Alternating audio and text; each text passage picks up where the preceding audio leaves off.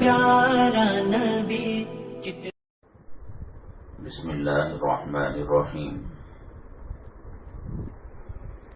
الحمد للہ نحمده ونستعینه ونستغفره ونؤمن به ونتوکل علیہ ونعوذ باللہ من شرور انفسنا ومن سیئات اعمالنا من يهده الله فلا مضل له ومن يضلله فلا هادي له ونشهد أن لا إله إلا الله وحده لا شريك له ونشهد أن سيدنا ومولانا محمدا عبده ورسوله صلی اللہ علیہ وعلى آلہ وأصحابہ وبارک وسلم تسلیما کثیرا کثیرا اما بعد فاعوذ باللہ من الشیطان الرجیم بسم اللہ الرحمن الرحیم وذروا ظاہر الإثم وباطنہ قال النبی صلی اللہ علیہ وسلم ألا إن التقوى ملاك الحسنات أو كما قال النبي عليه الصلاة والسلام رب اشرح لي صدري ويسر لي أمري واحلل عقدة من لساني يفقهوا قولي اللهم صل على سيدنا مولانا محمد في أول كلامنا اللهم صل على سيدنا مولانا محمد في أوسط كلامنا اللهم صل على سيدنا مولانا محمد في آخر كلامنا قابل قدر اسلامی خواتین، انسان دو قسم کے بیماریوں سے متاثر ہوتا ہے۔ ایک روحانی بیماری ہوتی ہے اور ایک جسمانی بیماری ہوتی ہے۔ جسمانی بیماری ڈاکٹر کے بغیر ہی بہت ساری چیزوں کی معلومات ہو جاتی ہیں۔ سر میں درد ہے، پیٹ میں درد ہے، الٹیاں ہو رہی ہیں اور بے قراری ہو رہی ہے، ہول دھڑکا ہو رہا ہے، پیروں میں درد ہے، جسم میں ہدراہٹ ہے۔ علاج ڈاکٹر بتائے گا لیکن مرض محسوس ہوتا ہے۔ اب یہ کہ وہ بخار ہے تو کتنے قسم کی بخار ہے یہ ڈاکٹر اور لیاب والے بتائیں گے، لیکن کچھ تو معلوم ہو جاتا ہے۔ ایک اور بیماری ہے وہ روحانی بیماری، دل کی بیماری، باطن کی بیماری۔ یہ ایسی بیماری ہے کہ انسان گناہ کرتے کرتے اور اندر کی باطن کی بیماریوں میں مبتلا ہوتے ہوتے اس کا احساس ہی ختم ہو جاتا ہے۔ جیسے جھوٹ بولنا، غیبت کرنا، چغلی کرنا، یہ روحانی بیماری ہے۔ لیکن ہم کو اتنا زیادہ ہم نے جھوٹ بولا ہے، چغلی کی ہے، غیبت کی ہے کہ اب ہمیں اس کا احساس ہی نہیں ہوتا۔ حالانکہ خطرناک قسم کی بیماریاں ہیں جس کی وجہ سے نماز بے اثر ہو جاتی ہے، روزہ بے اثر ہو جاتا ہے، دعائیں قبول نہیں ہوتی۔ ہم ظاہری بیماریوں کی طرف بہت توجہ دیتے ہیں۔ آنکھ سے دکھائی نہیں دے رہا ہے، فوراً ٹیسٹ کراتے ہیں، چشمہ لیتے ہیں۔ کان سے سنائی نہیں دے رہا ہے، ٹیسٹ کراتے ہیں اور کان سننے کی جو ڈگری ہوتی ہے اس کو کان کے اندر رکھتے ہیں۔ اس میں کچھ بیماریاں چھوٹی ہوتی ہیں، کچھ بیماریاں بڑی ہوتی ہیں۔ کھانسی ہے، سردی ہے، بخار ہے، نزلہ ہے، کمر کا درد، یہ سب چھوٹی چھوٹی چیزیں کچھ دوائیاں کھانے سے صحیح ہو جاتی ہیں۔ اور کچھ بہت بڑی بیماریاں جیسے ہارٹ اٹیک کا ہونا ہے اور برین ہیمریج کا ہونا ہے، دماغ کی بیماری ہے، کچھ بھی ہو انسان محسوس کرتا ہے اور ڈرتا ہے اور بہت احتیاط کے ساتھ اچھے ڈاکٹر کی صلاح مشورہ لے کر علاج کرتا ہے۔ ہمیں دنیا کے اندر رہنا ہے، چلو اس حد تک ہم نے علاج بھی کر لیا۔ نبی کریم صلی اللہ علیہ وسلم اور صحابہ کرام بھی علاج کیا کرتے تھے۔ علاج کرنا کوئی سنت کے خلاف، مذہب اسلام کے خلاف نہیں ہے، بلکہ یہ دنیا چونکہ دارالاسباب ہے، انسان کو سوز لگے، پیاس لگے، پانی پینا پڑتا ہے، انسان کو بھوک لگے، کھانا کھانا پڑتا ہے۔ اب انسان اس کو سوز لگے، پیاس لگے، کھانے کی بھوک لگے، جانماز بچھا کر اللہ اللہ کرنے لگے اور کہے اللہ میری پیاس کو دور کر دے، میری بھوک کو دور کر دے، اللہ نہیں کریں گے۔ اللہ کہیں گے دنیا دارالاسباب ہے، پانی پینا پڑے گا، کھانا کھانا پڑے گا۔ ہاں کبھی اپنی قدرت کی نشانی سے کوئی بات اللہ کر دے وہ الگ چیز ہے، لیکن عمومی طور پر یہ سنت ہے اللہ کی کہ اسباب کے تابع اللہ نے دنیا کو بنایا ہے۔ آپ کو حج بیت اللہ کے لیے جانا ہے تو بسوں میں، ٹرین میں، ہوائی جہاز میں بیٹھنا پڑے گا، اسباب کو اختیار کرنا پڑے گا۔ تو دنیا کی حد تک اس نیت کے ساتھ کہ جسم صحیح رہے گا، اللہ کا قرآن بھی صحیح پڑھیں گے، نماز میں طاقت آئے گی، تلاوت میں مزہ آئے گا، ذکر کرنے میں، درود پاک پڑھنے میں لذت ملے گی، اس نیت کے ساتھ علاج کر رہا ہے، اللہ علاج کا بھی ثواب مرحمت فرمائیں گے۔ روحانی جو بیماریاں ہیں اس کے رہتے ہوئے عبادتیں بھی بڑی مشکل سے قبول ہوتی ہیں، دل کالا ہو جاتا ہے، دل سیاہ ہو جاتا ہے۔ غیبت اس کو کہتے ہیں کہ کسی کے پیٹھ پیچھے اس کی برائی بیان کی جائے۔ ہماری ساس اتنا کھاتی ہے، اتنے روٹیاں کھاتی ہے، کھاتے وقت اس کا چہرہ ایسا ہو جاتا ہے، ہمارے مرد کے خلاف بھڑکاتی ہے، یہ ہے وہ ہے، اور وہ چیزیں اس میں پائی جائیں تو غیبت کہلائے گا۔ اور اگر بلا وجہ کی الزام لگایا جا رہا ہے اس کو تہمت کہا جائے گا، اور اسلامی حکومت کے اندر اگر کوئی تہمت کو ثابت کر دے تو کوڑے مارے جاتے ہیں۔ اللہ کے نبی صلی اللہ علیہ وسلم نے فرمایا الغیبت اشد من الزنا، غیبت کرنا زنا سے بدتر ہے۔ مرد عورت جو گندا کام کرتے ہیں اس سے بدتر فرمایا اللہ کے نبی صلی اللہ علیہ وسلم نے۔ سورہ حجرات کے دوسرے رکوع میں اللہ نے فرمایا یا ایھا الذین آمنوا اجتنبوا کثیرا من الظن ان بعض الظن اثم ولا تجسسوا ولا یغتب بعضکم بعضا، ایک دوسرے کی غیبت نہ کرو۔ غیبت جو برائیاں رہتی ہیں اسی کو بیان کرنے کو کہتے ہیں۔ جیسے کہ پڑوس کے اندر کوئی مرد بانا رہتا ہے، وہ شراب کا عادی ہے اور وہ بیوی سے لڑتا جھگڑتا رہتا ہے، ہم کو کیا لینا دینا، اس کے بارے میں کہنا اور اس کے بارے میں خبر کو عام کرنا غیبت کہا جاتا ہے۔ قرآن کہتا ہے ایحب احدکم ان یاکل لحم اخیہ میتا فکریہتموہ، تم اپنے بھائی کا مرا ہوا بھائی کا گوشت کھاؤ گے، فکریہتموہ نہیں تم اس کو پسند نہیں کرتے۔ غیبت کرنا ایسا ہے، دیور کی، خسر کی، ساس ماں کی یا خاوند کی، کسی کی بھی، قرآن کہتا ہے گویا کہ مرے ہوئے بھائی کا گوشت کھا رہے ہیں۔ نبی کریم صلی اللہ علیہ وسلم کے زمانے میں روزوں کے سیزن میں یا عام وقت میں ایک صاحب روزہ رکھے تھے، اور دن چڑھتے وہ روزہ ان پر بڑی مشکل بن گیا، پیاس ستانے لگی، بھوک ستانے لگی، تڑپنے لگے بھوک اور پیاس سے۔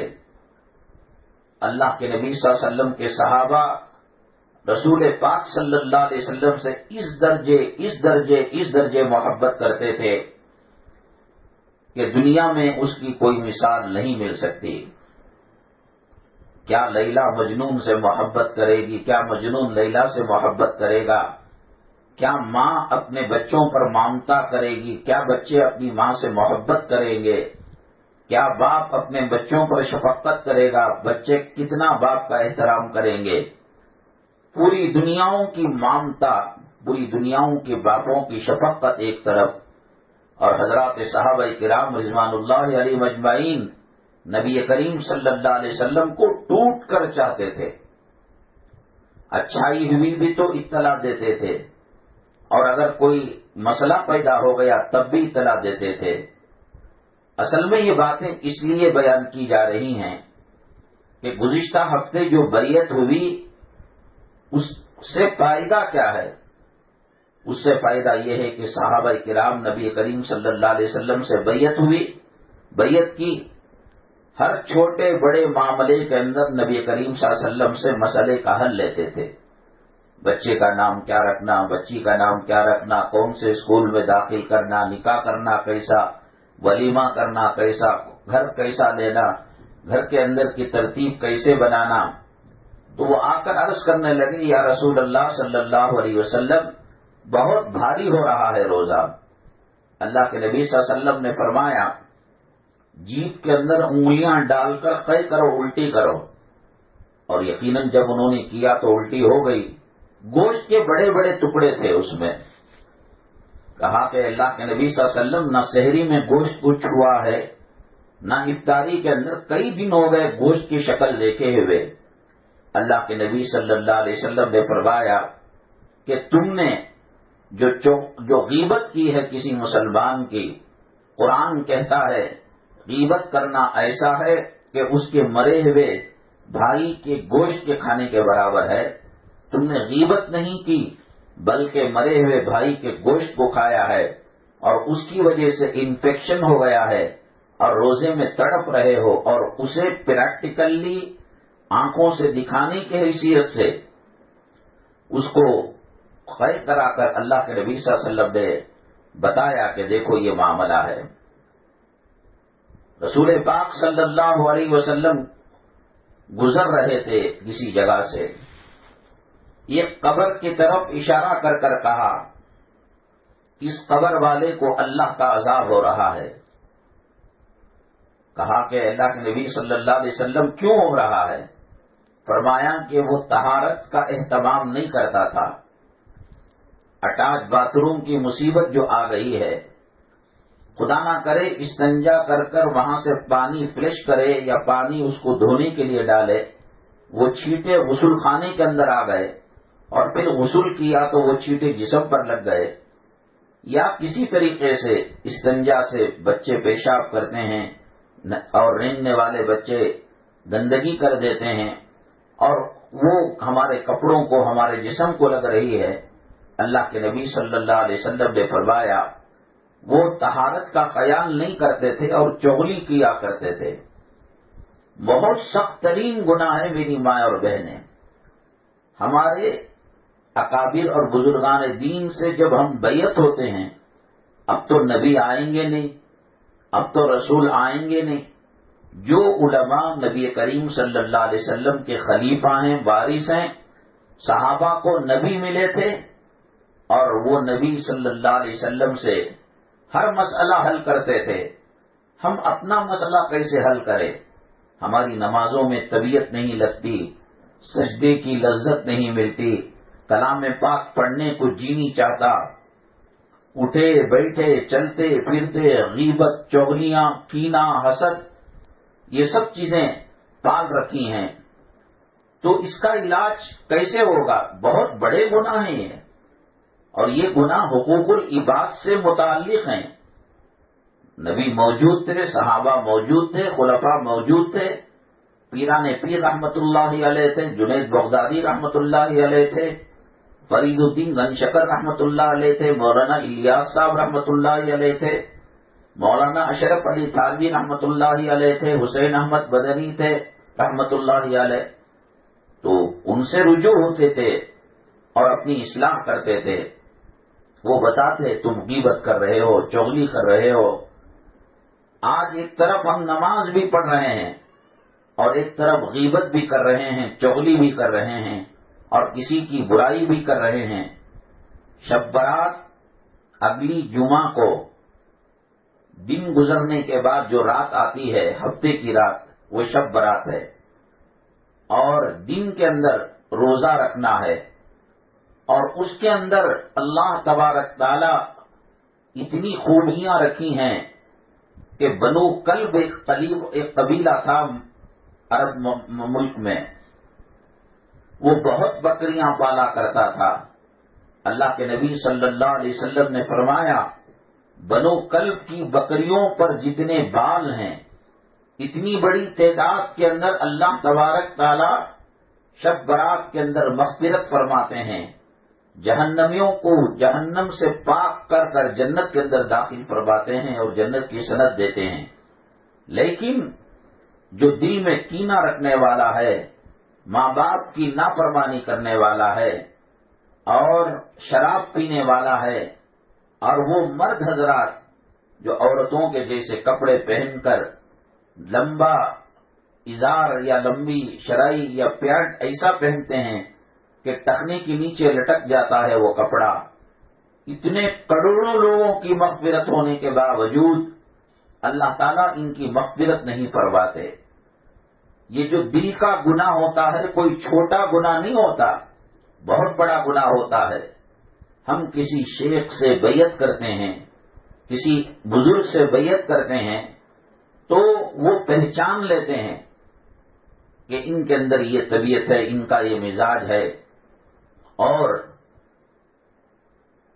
ہر وقت اٹھتے بیٹھتے چلتے پھرتے شیخ سے بات چیت کرتے رہے اور ان کے رابطے میں کلیکشن میں رہے، تو پھر قلب کی جو اصلاح ہے، تزکیہ جس کو کہتے ہیں، اللہ تعالیٰ نے نبی کریم صلی اللہ علیہ وسلم کی جو ذمہ داریاں بتائی، هو الذی بعث فی الامیین رسولا منہم یتلو علیہم آیاتہ ویزکیہم، ایک قرآن بتاتے بھی تھے اور دل کو صاف بھی کیا کرتے تھے، سیخل کیا کرتے تھے، مانجا کیا کرتے تھے۔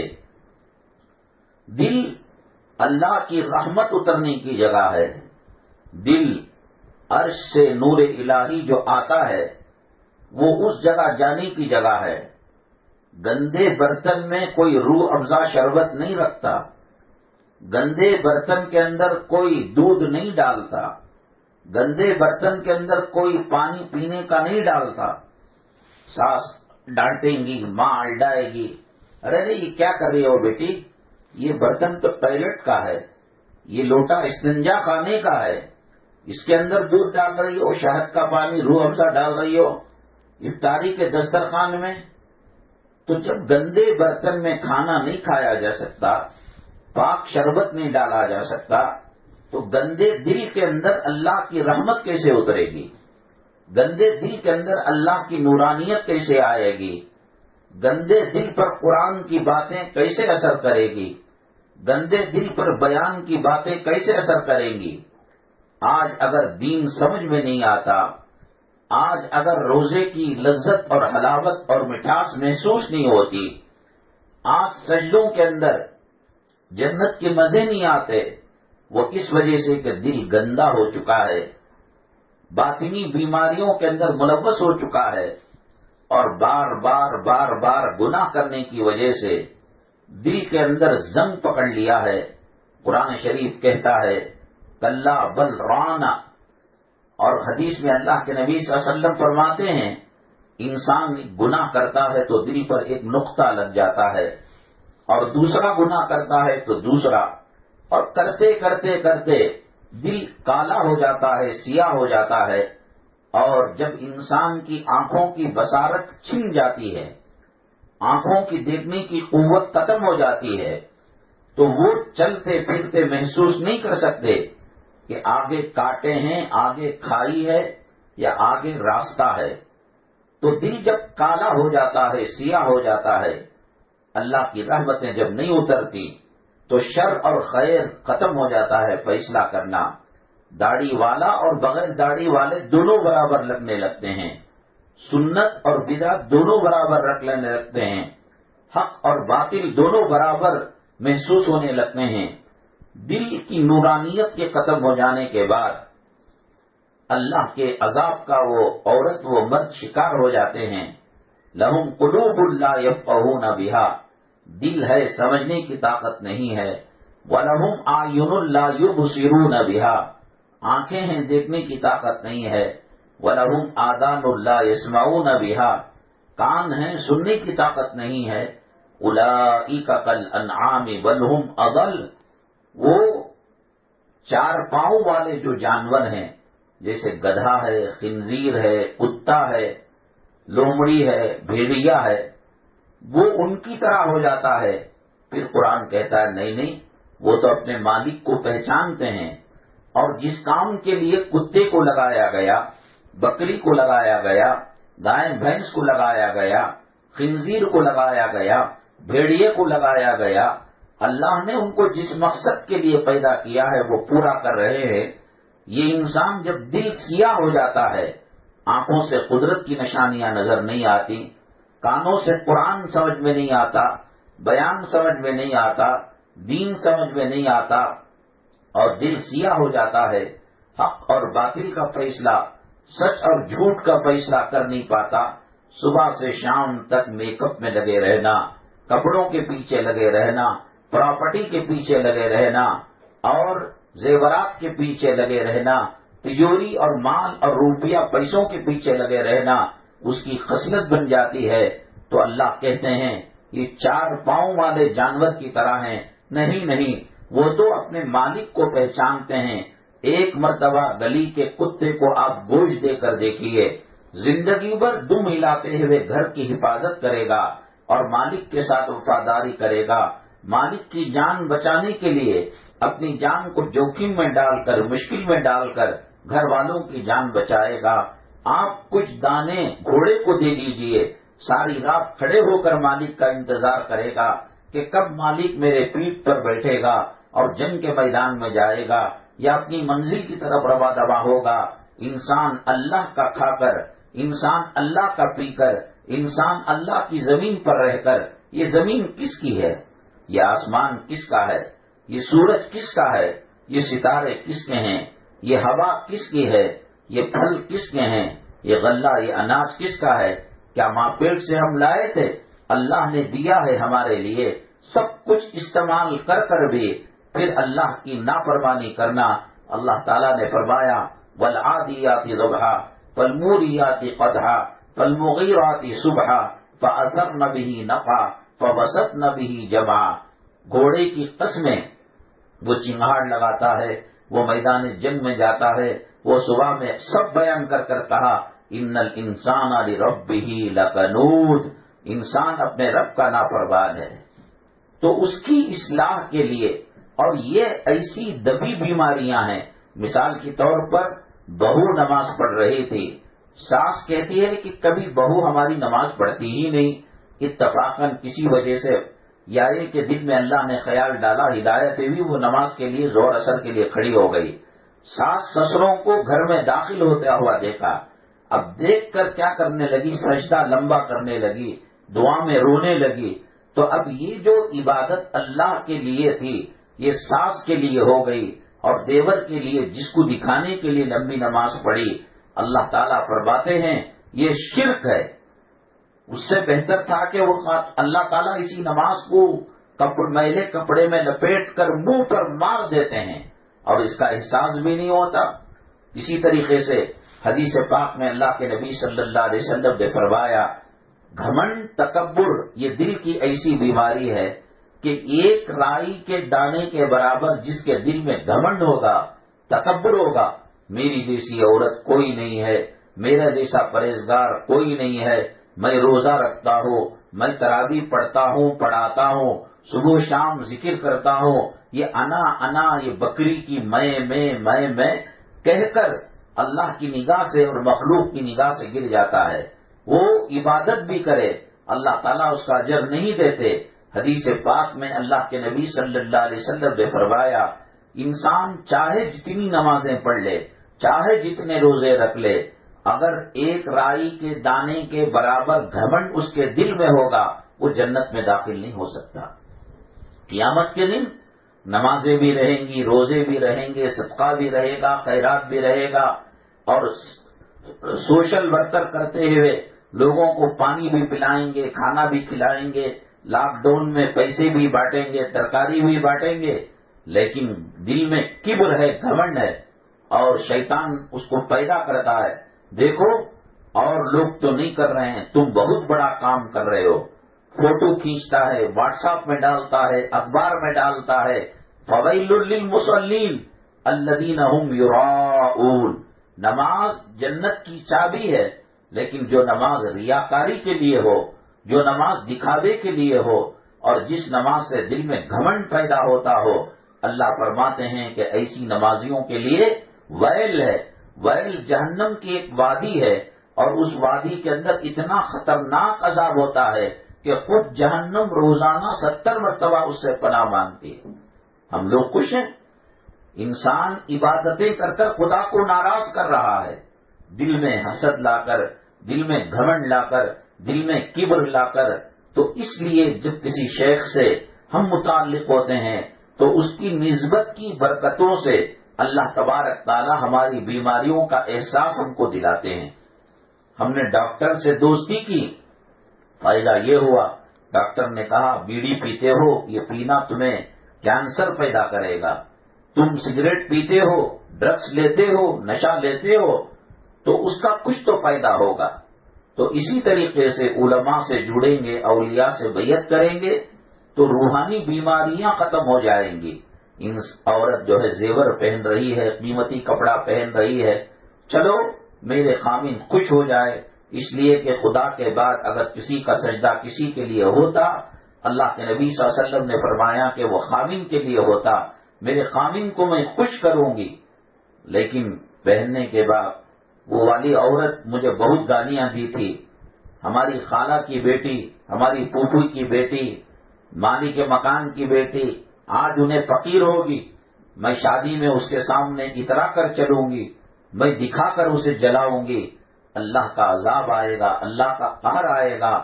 اور روحانی بیماریوں کی کوئی کلینک نہیں ہے۔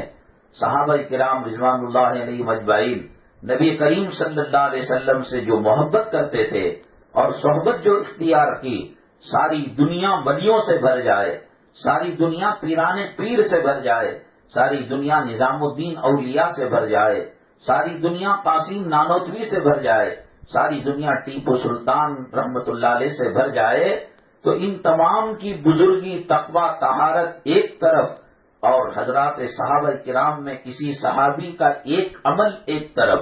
کیوں؟ اس لیے کہ انہوں نے جو نماز پڑھی ہے نبی کریم صلی اللہ علیہ وسلم کے پیچھے پڑھی ہے، انہوں نے جو تعلیم حاصل کی ہے وہ نبی کریم صلی اللہ علیہ وسلم سے بغیر کسی واسطے کے حاصل کی ہے، انہوں نے فیض جو حاصل کیا ہے، کوئی کچھ نہ سیکھے۔ وہ اب یہاں اجتماع ہو رہا ہے ہفتے کو، ذکر کی میں اس کی آیت کریمہ ہوتی ہے، قرآن خان آ کر بیٹھ جائے۔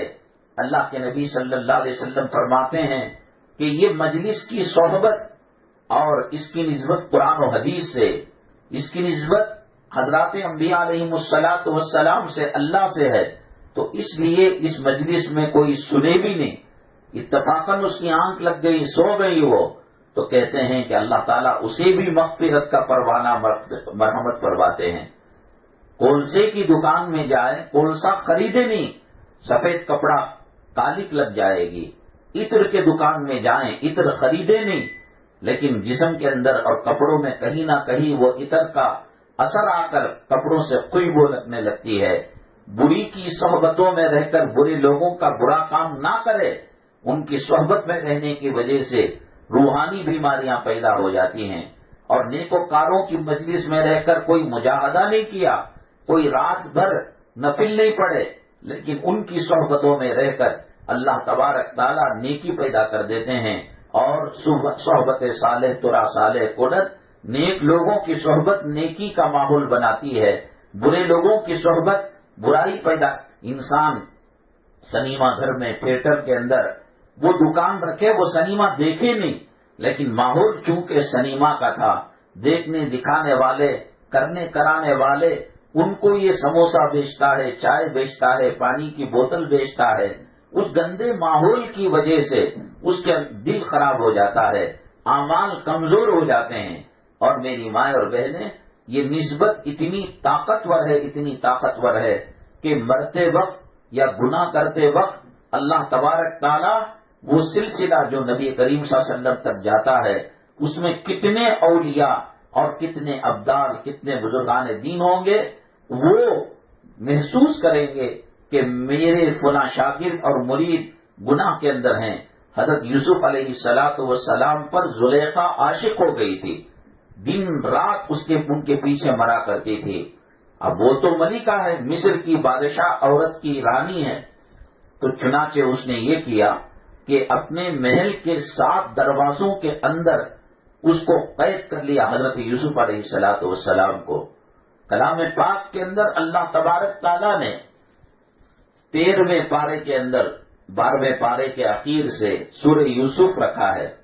آپ ٹی وی کے اندر ناٹک دیکھتی ہیں، سنیماؤں کی اسٹوریاں دیکھتی ہیں، ساس بہو کے قصے کہانیاں، بیکار کا ٹائم پاس کرنے کے بجائے آپ یوٹیوب کے اندر ڈالیں سورہ یوسف کا ترجمہ، یوٹیوب کے اندر ڈالیں یوسف علیہ السلام کا قصہ واقعہ، یا علماء سے کہیں ہم یوسف علیہ السلام کے قصے کو کہاں سے سن سکتے ہیں اور کہاں وہ بیان مل سکتا ہے، تو بے پناہ عاشق ہو گئی تھی۔ 7 دروازوں کے اندر رکھ کر وقت کی ملکہ، وقت کی رانی، اور اس دھرتی پر، اس زمین پر سب سے زیادہ حسن رکھنے والی، خوبصورتی رکھنے والی حضرت یوسف علیہ السلام کو بند کمرے میں دبوچ لیا اور برائی کی دعوت دینے لگی۔ انسان تو انسان ہے، حضرت یوسف علیہ السلام بھی انسان تھے۔ انسان کو آگ لگتی ہے، وہ پیغمبر ہو، وہ ولی ہو، آگ سب کو جلاتی ہے، برف سب کو ٹھنڈک پہنچاتا ہے، اللہ جسے بچائے الگ بات ہے۔ حضرت ابراہیم علیہ السلام آگ میں گئے، آگ گلے گلزار بن گئی۔ حضرت موسیٰ علیہ السلام سمندر میں گئے، راستہ بن گیا، لیکن ہر کسی کو ایسا نہیں ہوتا۔ حضرت یوسف علیہ السلام جب 7 تالوں کے اندر، بعض کہتے ہیں کہ 11 تالوں کے اندر جب دبوچ لیا زلیخا نے اور داؤ پیچ استعمال کرنے لگی، محبت اور عشق کا مظاہرہ کرنے لگی، حضرت یوسف علیہ السلام انسان تھے، غلطی سے نگاہ پڑی ہوگی۔ اب ان کے باپ پیغمبر حضرت یعقوب علیہ السلام تھے۔ پیغمبر جو ہوتا ہے، ان کے گھر والے بھی اور ان کے اوپر جو ایمان لائے تمام بھی ان سے بیعت کیے ہوئے رہتے ہیں۔ ایسا لگا حضرت یعقوب علیہ السلام چھت میں دکھائی دے رہے ہیں اور حضرت یوسف کو کہہ رہے ہیں، میرے بیٹے، تو پیغمبر کا بیٹا ہو کر، نبیوں رسولوں کے خاندان میں پیدا ہو کر، تجھے اللہ نے اسی لیے حسن دیا کہ ملکہ اور زلیخا کے حسن کی جال میں پھنس جائے؟ نہیں بیٹے، یہ کام جہنم میں لے جانے والا ہے۔ تو گناہ کے وقت جو شیخ سے ہم بیعت کرتے ہیں، وہ شیخ تصور میں، خیالات کے اندر آ کر انسان کو گناہ سے روکتے ہیں۔ جیسے یعقوب علیہ السلام جب زلیخا کے دامن کے عشق اور محبت کے دامن کے قریب آ گئے تھے، تو حضرت یعقوب علیہ السلام نے کہا، نہ بیٹا، ایسا نہیں کرتے۔ امام رازی رحمت اللہ علیہ بہت بڑے آدمی ہیں، اللہ والے ہیں، اور کلام پاک کی تفسیر کئی ہزار لاکھوں صفحات کے اندر انہوں نے لکھی ہے۔ انتقال کا وقت آیا تو شیطان کی کوشش یہ ہوتی ہے کہ بڑے سے بڑا مومن اور بڑے سے بڑا ایمان والا، تقوی طہارت والا، وہ ایمان کے بغیر دنیا سے چلا جائے۔ شیطان ماں کی شکل میں وہ جس سے زیادہ محبت کرتا تھا، فرض کرو کہ میں ماں سے محبت کرتا ہوں تو ماں کی شکل، بیٹی سے محبت کرتا ہوں تو بیٹی کی شکل، بیوی سے محبت کرتا ہوں تو بیوی کی شکل۔ اللہ نے شیطان کو اختیار دیا کہ نبی کریم صلی اللہ علیہ وسلم کی شکل کے بغیر تمام چیزیں وہ بن سکتا تھا۔ وہ سانپ بنتا ہے، وہ کتا بنتا ہے، وہ بچھو بنتا ہے، وہ بکری بن سکتا ہے، وہ عورت بن سکتا ہے، وہ مرد بن سکتا ہے۔ اللہ نے اس کو، لیکن نبی کریم صلی اللہ علیہ وسلم کا چہرہ اپنا نہیں سکتا۔ اللہ کے نبی صلی اللہ علیہ وسلم نے فرمایا، من رآ فی المنام، جس نے مجھے خواب میں دیکھا، فقد رآنی، حقیقت میں مجھے ہی دیکھا، فإن الشیطان لا یتمثل بی، شیطان میری نقل نہیں اتار سکتا. اللہ بھی بن سکتا ہے وہ، لیکن نبی نہیں بن سکتا. تو وہ ماں کی شکل، جو مرد جس سے زیادہ محبت کرتا تھا، جو عورت جس سے زیادہ محبت کرتی تھی، بچے کی محبت تھی، بیٹی کی محبت تھی، جوئی کی محبت تھی، باپ کی، بھائی کی، وہ شکل لا کر وہ کہتا ہے کہ دیکھو بہنا، دیکھو ماں صاحبہ، یہ جو کلمے پر زندگی گزاری، یہ غلط راستے پر چلے گئے. میں تمہاری ماں ہوں، میں تمہاری بیٹی ہوں، تم کلمے سے ہٹ کر مر جاؤ، کلمے کا انکار کر دو. ایسے موقع پر جب ہم نسبتوں والے ہوں گے، بزرگوں کی کڑیوں سے جڑے ہوئے ہوں گے، اولیاء کے ہاتھ پر بیعت کیے ہوئے ہوں گے، اللہ ان کی نسبت اور برکت سے ہمیں شیطان کے فریب اور دھوکے سے اللہ تعالیٰ بچا لے گا. امام رازی رحمت اللہ علیہ تفسیر کبیر جنہوں نے لکھی، لاکھوں صفحات کے اندر ہے، بڑے اللہ والے اور کلام پاک کی انہوں نے تفسیر کی اللہ کی خوشنودی حاصل کرنے کے لیے. مرتے وقت سکرات کی سختی اور شیطان کا ورغلانا اور گمراہ کرنا، تو وہ کہتے، شیطان پوچھتا امام راضی رحمت اللہ علیہ سے، اللہ کتنے ہیں؟ امام راضی رحمت اللہ علیہ کہتے اللہ ایک ہے. پھر وہ توڑ کرتا، پھر دوسری دلیل دیتے امام راضی رحمت اللہ علیہ، پھر شیطان اس کا توڑ کرتا. یہی بحث چل رہی تھی. لگتا تھا کہ اب تب کے اندر جان چلی جائے گی، ملک الموت روح قبض کر کے چلے جائیں گے. خدا نہ کرے، خدا نہ کرے، ساری زندگی قرآن کی، اسلام کی، مسلمانوں کی خدمت کر کر کلمے سے ہٹ کر کہیں موت نہ ہو جائے. ان کے جو پیر و مرشد تھے، جن کے ہاتھ پر انہوں نے بیعت کی، ان کو سمجھ میں آیا، آنکھوں کے سامنے ایسا ڈسپلے ہوا کہ وہ کہہ رہے تھے، اے میرے بھائی، اے میرے مرید، شیطان تجھ سے حجت کر رہا ہے، مناظرہ کر رہا ہے، اللہ کی توحید سے ہٹانا چاہ رہا ہے. تو کیوں یہ نہیں کہتا کہ بغیر دلیل کے میں اللہ کو ایک مانتا ہوں؟ میں تیرے سے بات کرنا نہیں چاہتا، میرے راستے سے ہٹ جا، مجھے کچھ کہنے سننے کی ضرورت نہیں. میں اللہ کو ایک مانتا تھا، مان رہا ہوں، مانوں گا، مجھے کوئی گمراہ نہیں کر سکتا. تو ایسے مشکل اوقات کے اندر جب ایمان خطرے میں پڑ جائے، نماز چھوٹنے کا اندیشہ ہو، تو یہ نسبتیں کام آتی ہیں، یہ رحمتیں اور برکتیں کام آتی ہیں. لیکن رسمی طور پر سب نے رسی پکڑی، میں نے بھی پکڑ لیا، سب نے کلمہ پڑھا، میں نے بھی پڑھ لیا. رسمی نہ نماز قبول ہوتی ہے، نہ رسمی حج قبول ہوتا ہے، نہ ڈرامے کی زکات قبول ہوتی ہے. دل سے اپنے بڑوں کو، علماء کو یہ سوچ کر محبت کرنا کہ یہ نبی کے وارث ہیں، یہ نبی کے خلفاء ہیں. حضرت ثوبان رضی اللہ تعالیٰ عنہ نبی کریم صلی اللہ علیہ وسلم کے چہرے سے اس قدر متاثر ہوئے، اس قدر محبت کرتے تھے. شیریں فرحات کی کہانیاں، لیلا مجنوں کی کہانیاں، عاشق معشوق کی، حبیب و محبوب کی کہانیاں، میرے اللہ کی قسم اس صحابی کی محبت کے سامنے کوئی حیثیت نہیں رکھتی. ان کے جسم کے پسینے کے قطرے کا مقابلہ نہیں کر سکتی. اللہ کے نبی صلی اللہ علیہ وسلم سے اس درجے محبت کہ ہمیشہ اپنے گھر کے کام کاج سے فارغ ہو کر، ظہر میں فارغ ہو گئے، آ کر بیٹھ گئے مسجد نبوی کے چبوترے پر، ریاض الجنہ کے چبوترے پر. صحابہ کہتے کیا کر رہے ہو؟ نہیں، جب میرے آقا نماز پڑھانے کے لیے آئیں گے، میرے آقا گھر سے نکلیں گے، ان کے چہرے کو دیکھ کر دل کو میں ٹھنڈک پہنچا لوں گا. ایک نماز سے لے کر دوسری نماز تک ضروری کاموں سے فارغ ہو کر حضور صلی اللہ علیہ وسلم کو دیکھتے رہتے. اللہ کے نبی صلی اللہ علیہ وسلم بھی ان سے محبت کیا کرتے تھے. ایک مرتبہ حضرت ثوبان رضی اللہ تعالیٰ عنہ بیٹھ کر رو رہے تھے. فجر کے بعد گئے، گھر کا کام کر کے آ گئے، ظہر تک رو رہے ہیں. ظہر کی نماز پڑھی، نبی کریم صلی اللہ علیہ وسلم اپنے دولت قدے میں اپنے گھر میں گئے، کام کاج چھوٹا موٹا کر پھر آ کر بیٹھ کر رو رہے ہیں. اللہ کے نبی صلی اللہ علیہ وسلم نے پوچھا، ثوبان میرے چاہنے والے صحابی، میرے بیٹے، کیوں تم رو رہے ہو؟ کیوں اتنے آنسو بہا رہے ہو؟ حضرت ثوبان رضی اللہ تعالیٰ عنہ نے فرمایا، اے اللہ کے نبی صلی اللہ علیہ وسلم، یہ دنیا ہے، آپ پیغمبر ہیں، میں امتی ہوں، آپ کا مقام اونچا ہے اور آپ کے سامنے میرا مقام ایک جو ہے مٹی کے پتھر کے تنکے کی بھی برابر نہیں ہے، ٹکڑے کے برابر، ایک ریت کے ذرے کے برابر نہیں ہے. آپ کو دیکھتا ہوں میرا کلیجہ ٹھنڈا ہو جاتا ہے.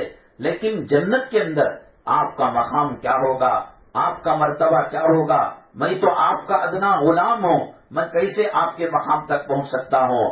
اے میرے حبیب صلی اللہ علیہ وسلم، جنت بے مزہ ہے آپ کو دیکھے بغیر، جنت کی عورتیں خوبصورت نہیں ہیں آپ کو دیکھے بغیر، جنت کی شہد کی نہر میں مٹھاس نہیں ہے آپ کو دیکھے بغیر، میں تو پاگل ہو جاؤں گا، میں تو دیوانہ ہو جاؤں گا۔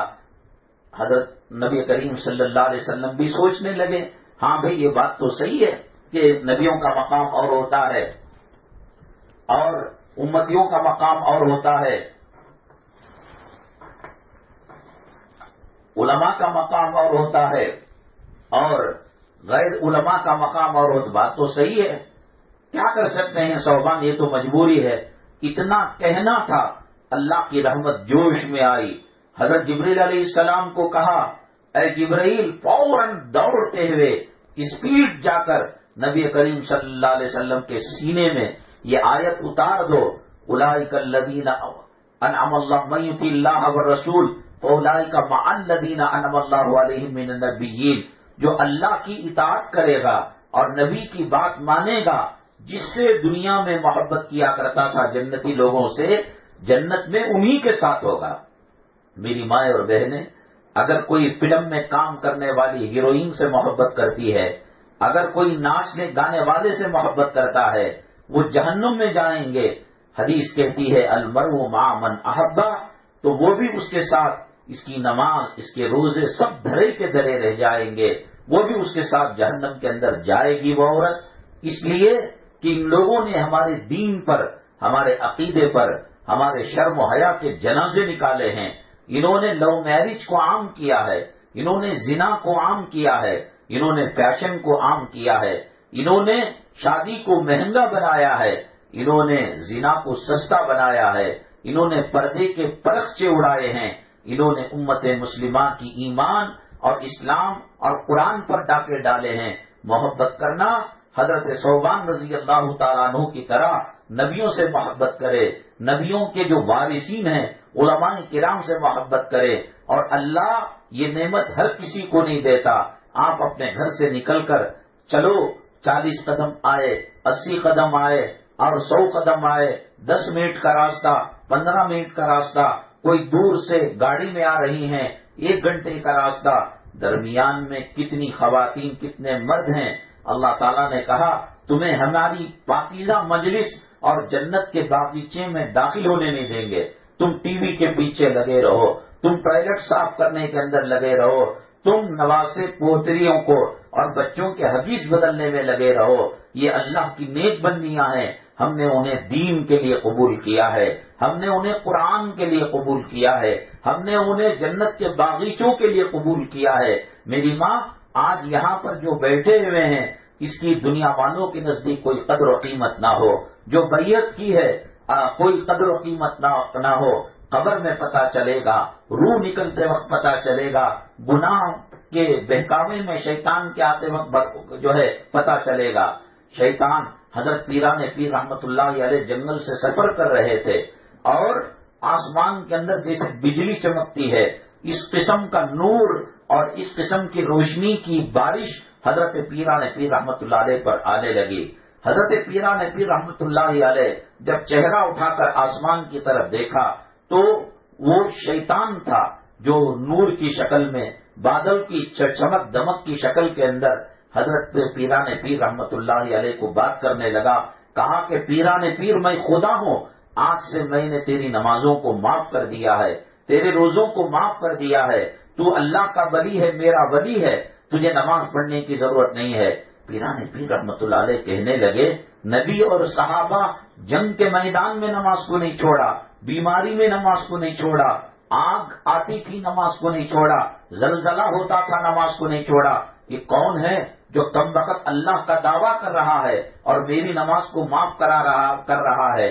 حضرت پیران پیر رحمت اللہ علیہ فرمانے لگے، اے شیطان خبیث ملعون، تو کسی اور کو گمراہ کر لے، میں انشاءاللہ تیری داؤ پیچ کے اندر آنے والا نہیں، تیرے بہکاوے کے اندر آنے والا نہیں ہوں۔ تو جب پہچان لیا، اس طریقے سے شیطان انسان کو دھوکہ دیتا ہے، غرور پیدا کرتا ہے، حسد پیدا کرتا ہے، کینہ پیدا کرتا ہے، تکبر پیدا کرتا ہے۔ سلسلوں سے جڑے رہیں گے، علماء کی مجلسوں سے جڑے رہیں گے، روشنی سے جو اندھیرا جڑتا ہے، روشنی کے آنے کے بعد اندھیرا بھاگ جاتا ہے، خوشبوؤں سے جو جڑتا ہے، خوشبو کے آنے کے بعد بدبو ختم ہو جاتی ہے، حسن و خوبصورتی سے جو جڑتا ہے اور بدصورتی بدشکلی خود بخود بھاگ کر چلی جاتی ہے، تو وہ کہنے لگا شیطان، پیران پیر تو تیرے علم نے تجھے بچا لیا۔ پیران پیر رحمت اللہ علیہ اولیاء سے جڑے ہوئے تھے، اپنے بڑوں سے جڑے ہوئے تھے، انہوں نے کہا شیطان تف ہے، لعنت ہے تیرے اوپر، اور تیرے اوپر تف کرتا ہوں، تھوکتا ہوں اور تجھے عزت سے نہیں دیکھتا، میرے علم نے مجھے نہیں بچایا، میرے اللہ نے مجھے بچایا ہے۔ اللہ والوں سے جڑنے کی رحمتیں اور برکتیں۔ میری ماں انشاءاللہ رمضان المبارک کے اندر بھی یہ بیانوں کا سلسلہ جاری رہے گا، لیکن بجائے چونکہ یہ وقت پکانے کا، پکوان کا ہوتا ہے، افطار کی تیاری کا ہوتا ہے، صبح میں 11:30 سے انشاءاللہ 12:30 بجے تک رمضان المبارک میں بیان ہوگا۔ اگلی جمعہ جو آ رہی ہے مغرب کے بعد 15 شعبان کا وقت لگ جاتا ہے۔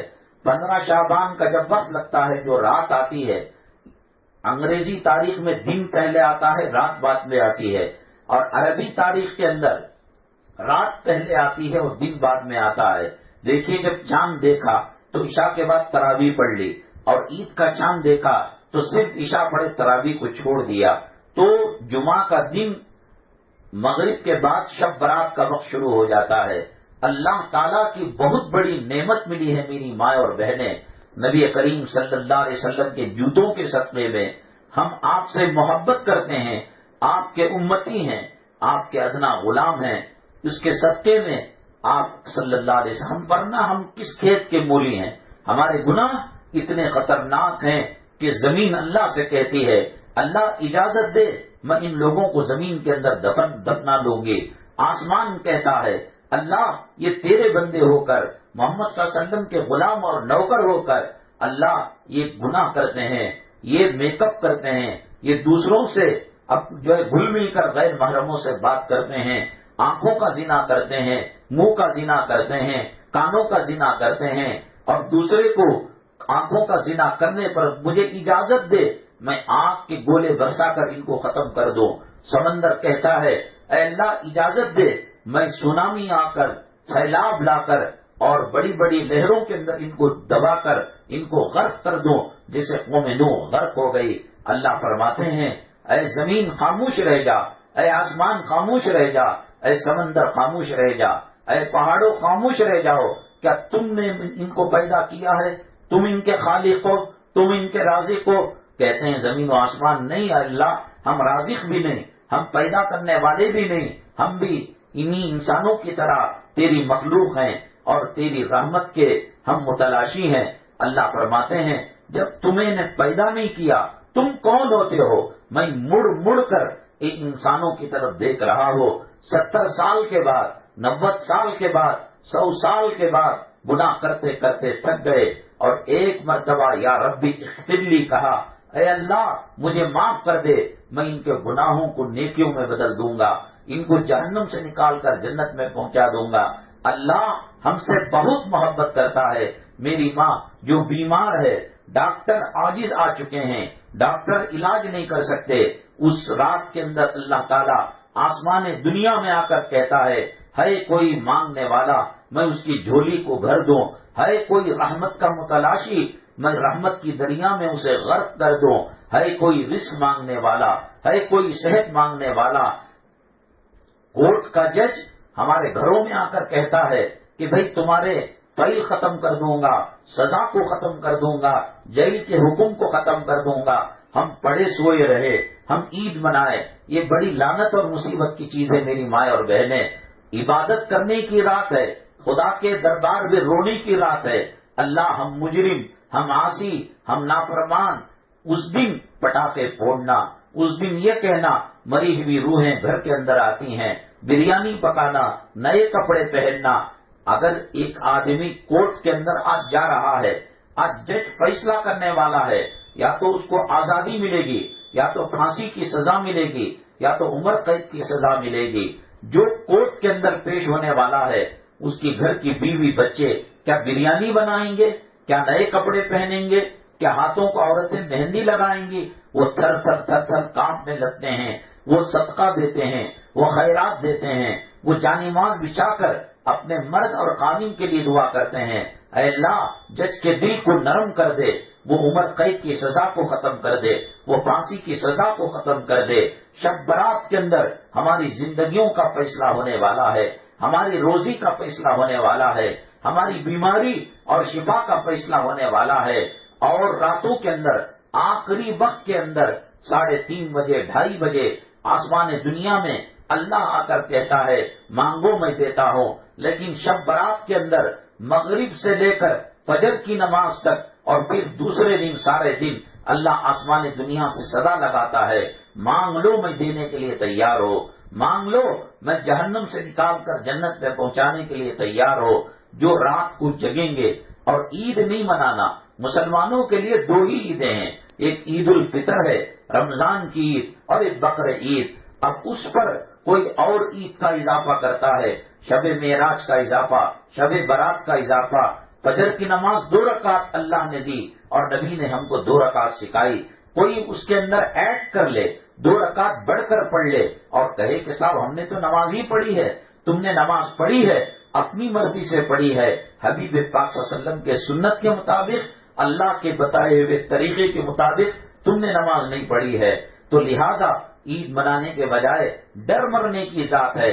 حدیث پاک میں آتا ہے اللہ تبارک تعالیٰ لوح و قلم کے اندر جو فیصلے لکھے ہوئے رہتے ہیں اس کو ان کے فرشتوں کے حوالے کرتے ہیں، روزی دینے والے کو روزی دیتے ہیں، اسرائیل علیہ السلام کو چیٹھی دیتے ہیں اگلی شب برات تک کن کی زندگی کو ختم کرنا اور کن کی حیات کے شعلوں کو بجھانا، کون مرنا کون جینا، کسے رزق ملنا، کسے بھوک دینا، کسے ذلیل کرنا، کسے عزت دینا، کس کو بیمار کرنا۔ آج کی رات شب برات کی آسمان دنیا میں اللہ کہتا ہے حل من مستغفر اغفر له، مانگو آج میں دینے کے لیے تیار ہو۔ تو ہم انسان یہ کہیں تو دے، ہم تجھ سے لینے کے لیے تیار نہیں، ہم تو ہاتھوں میں مہندی لگائیں گے، ہم نئے کپڑے پہنیں گے، ہم بریانی پکائیں گے۔ جج آج سزائے موت دینے والا ہے یا قید سے آزاد کرنے والا ہے تو روتے ہیں، صدقہ کرتے ہیں، کلام پاک پڑھتے ہیں۔ ججوں کا جج، احکم الحاکمین، زمین و آسمان کا بادشاہ، ہمارا مالک، ہمارا خالق، ہمارا پالنہار، ہماری عزتوں ذلتوں کا مالک، ہماری زندگی موت کا مالک۔ شب برات کے اندر ہمارے فیصلے ہوتے ہیں، اس وقت بھی ہم گناہ کریں، پٹاخے بچے پھوڑے، سائیکل بیننگ کرے اور گاڑیاں چلائیں، قبرستان جانے کے نام پر مٹر گشتی نوجوان کرے، یہ سب اللہ کو ناراض کرنے والے کام ہیں۔ آپ جمعہ کا دن گزرنے کے بعد جو رات آتی ہے قضائے عمری نماز پڑھیں، کہیں اللہ قرض نکال دے، اے اللہ یہ بیماری سمجھ میں نہیں آ رہی ہے شفا دے دے، اے اللہ گھر کی پریشانیوں کو دور کر دے۔ پھر دیکھیں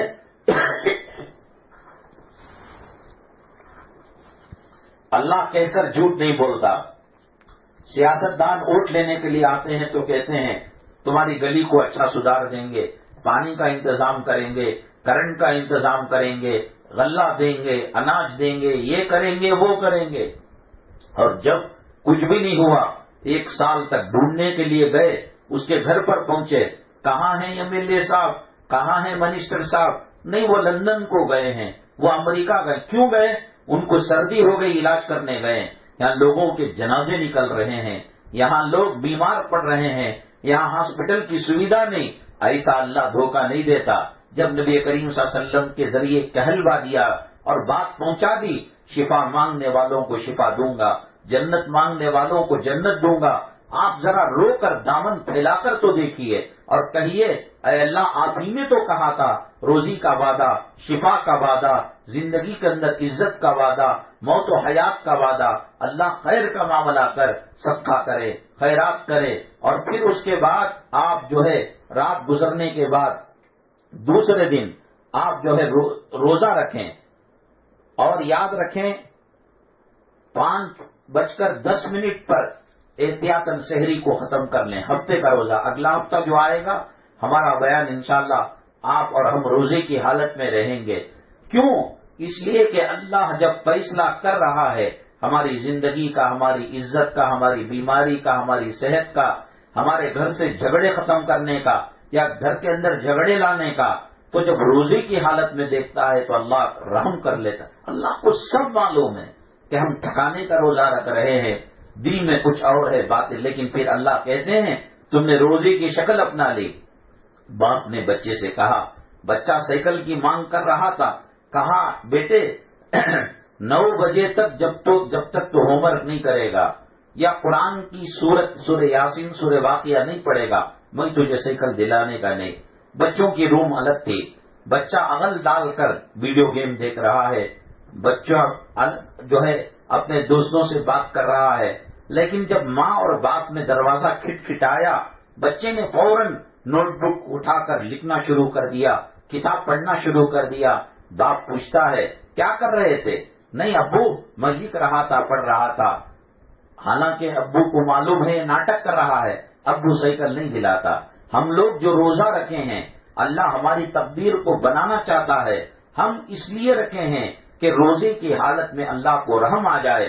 اب جس طریقے سے باپ جانتا ہے مجھے دیکھ کر اس نے ہوم ورک لکھنا شروع کر دیا ہے، مجھے دیکھ کر کتاب پڑھنا شروع کر دیا ہے، لیکن دنیا کا انسان ہے وہ دیے تو دیے، نہ دیے تو نہ دیے. اللہ کہتے ہیں کہ روزے کی حالت وہ چاہے دکھاوے کے لیے ہو اللہ کو اور ڈر مر کر کرنے کے لیے ہو. اللہ کہتے ہیں، رسول کریم صلی اللہ علیہ وسلم فرماتے ہیں اللہ کو شرم آتی ہے برا فیصلہ لکھنے کے لیے.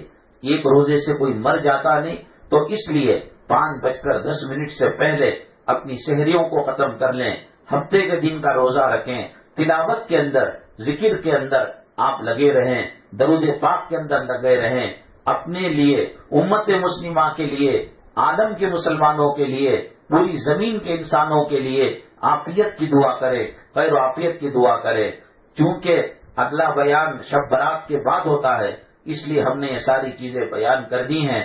اللہ تبارک تعالی ہمیں شب برات کا احترام کرنے کی توفیق نصیب فرمائے، وہ اعمال سے بچنے کی توفیق نصیب فرمائے جن اعمال سے اللہ اور اللہ کے نبی صلی اللہ علیہ وسلم ناراض ہوتے ہیں. آپ جب آتی ہیں یہاں اڑوس پڑوس کی خواتین کو لے کر آئے، کیا پتا کون سی بات کان کے ذریعے سے دل تک پہنچ جائے اور اللہ اس کی زندگی کو سنوار دے، اللہ اس کو نمازی بنا دے، اللہ اس کو صراط مستقیم پر چلا دے، اللہ اسے جنت کے راستے پر چلا دے. جتنا ہماری بات سن کر وہ عمل کریں گی اللہ اتنا ہی ثواب، اس کے ثواب میں کم کیے بغیر اللہ ہمارے کھاتے میں اجر لکھیں گے، ثواب لکھیں گے. وہ غریب ہیں، وہ یتیم ہیں، وہ بیوہ ہیں، وہ ان کے خیالات اجڑے ہوئے ہیں. آپ ان کو ہاتھ پکڑ کر درد رکھ کر کہ ان کی اصلاح سے ہماری آخرت بھی سدھر جائے گی، زیادہ سے زیادہ خواتین لانے کی کوشش کرے. اللہ تبارک تعالی عالم کے اندر اسلام مسلمانوں کے خلاف جو فتنے اٹھ رہے ہیں اللہ ان فتنوں سے ہماری حفاظت فرمائے. ان مجلسوں کے اندر بار بار شرکت کا موقع نصیب فرمائے. چاہتے نہ چاہتے اللہ ہم سے دین کا کام لے لے، گھروں کے اندر امن، سکون، عافیت اور رزق حلال نصیب فرمائے. زمینی آسمانی بیماریوں بلاؤں سے حفاظت فرمائے، حاسدوں کے حسد سے حفاظت فرمائے، بد نظری کرنے والے، کینہ کپٹ کرنے والوں کے جلن سے، حسد سے ہماری حفاظت فرمائے. اللہ تعالی ہمارے کہنے سننے کو قبول فرمائے. کئی پرچیاں آئی ہیں، جو بیمار ہیں اللہ تعالیٰ سے تو شفا نصیب فرمائے، جو پریشان حال ہیں اللہ تعالیٰ ان کی پریشانی دور فرمائے. عزیزہ شریف بیمار ہیں اللہ تعالیٰ خیر و عافیت کا معاملہ فرمائے. الحمدللہ رب العالمین والصلاة والسلام علی سید المرسلین وعلی آلہ وصحبہ اجمعین ومن تبعهم بإحسان إلى يوم الدين. اللهم ارحم أمة محمد صلى الله عليه وسلم. اللهم اصلح أمة محمد صلى الله عليه وسلم. اللهم فرج عن أمة محمد صلى الله عليه وسلم. سبحان ربك رب العزة عما يصفون وسلام على المرسلين والحمد لله رب العالمين.